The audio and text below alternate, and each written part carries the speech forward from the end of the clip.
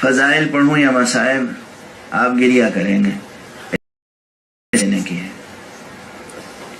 آج کل دنیا میں رشتے کس طرح پیدا ہوتے ہیں، دوستیاں ہوں یا رشتے،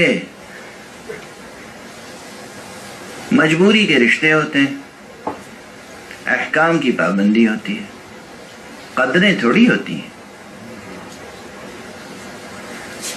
قدریں دیکھنی ہو تو آپ ان خواتین کو دیکھیں جو کربلا میں تھیں۔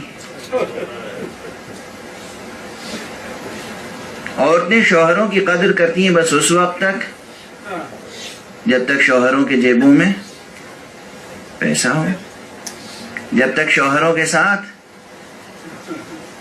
عزت اور نیک نامی میسر ہو، آرائش و آسائش میسر ہو۔ آسائش زندگی عام طور پر ذرا سا بات اقدار تک آئی اور اس کے بعد حالات دیگرگوں ہونے لگتے ہیں۔ کربلا کی کیسی بیویاں تھیں اور کیسی مائیں تھیں، کسی کی زبان پر اپنے کسی شوہر کے لیے یہ نہیں آیا کہ تمہاری وجہ سے ہمیں یہ دن دیکھنا پڑا ہے۔ اسے کہتے ہیں وفا، اسے کہتے ہیں محبت، اسے کہتے ہیں قدردانی، یہ اقدار کی زندگی۔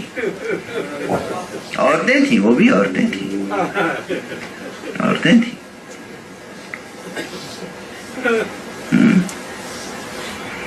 اور صرف سرکار سید الشہداء تک بات نہیں ہے یہ، ہمارے آپ کے لیے وہب کی مثال کافی ہے۔ وہب اور وہب کی بیوی، وہب کی ماں، زہیر قین کی زوجہ، حور کی زوجہ، حبیب اور حبیب کی زوجہ۔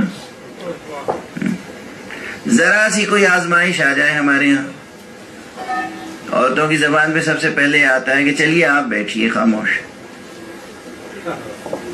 ارے بھائی مسئلہ ہے، حق ادا کرنا ہے، عافیت کوشی نہیں۔ کیسی تھی حبیب کی بیوی کہ جب حبیب نے آقا حسین کا خط پڑھ کے ایک تھوڑی دیر کے لیے سر جھکا کے غور کرنا شروع کیا تو بیوی نے کہا کیا ہو گیا ہے تمہیں میری فکر ہے، بچوں کی فکر ہے، غیرت نہیں ہے، آقا حسین بلا رہے ہیں اور تم جانے سے گریزاں ہو۔ یہ وہ بیویاں تھیں جو احکام کی نہیں اقدار کی پابند تھیں۔ اقدار، یہ قدریں اپنے گھروں میں پیدا کرنے کی کوشش کریں۔